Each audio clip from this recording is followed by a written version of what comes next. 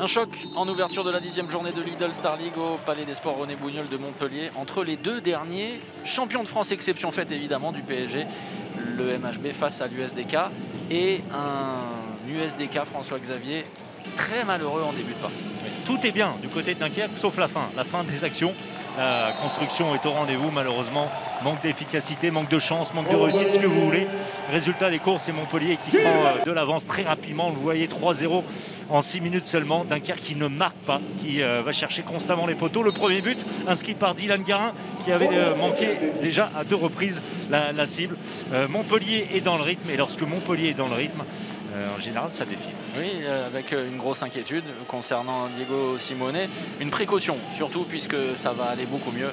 C'est ce qu'il nous a révélé en fin de match pour le genou de Diego Simone. Plus de peur que de mal. Et Montpellier va se nourrir des imprécisions, du manque de justesse des Dunkerquois pour faire monter l'écart. 1+5 à la 23e minute.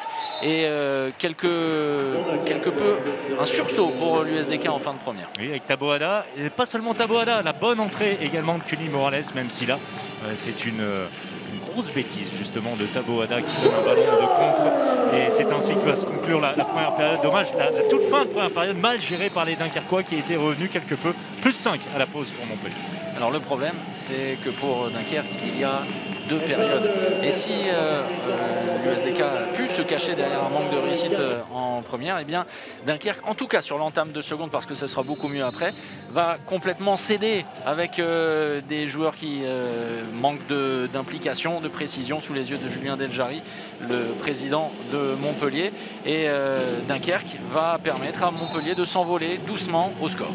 Même si c'est Pelayo pour Dunkerque qui marque le premier but de cette seconde période. Très vite, les Montpelliérains vont se retrouver dans le rythme, trouver des situations à l'intérieur, à l'extérieur. Frédéric Peterson bien servi par Gilberto Duarte. Très bon, Duarte, le Portugais aujourd'hui. Et regardez le score qui enfle en faveur des Montpelliérains qui vont vite retrouver ces 6 buts d'avance grâce à ce nouveau but de Melvin Richardson. 19-12 à ce moment-là. Oui, +7, ce sera le plus gros écart de cette rencontre. Parce qu'au fur et à mesure, Dunkerque va retrouver un semblant de jeu avec un très bon Gauthier Crépel pour sa première ici à Montpellier, le joueur ici du centre de formation qui va remettre les Dunkerquois sur les rails.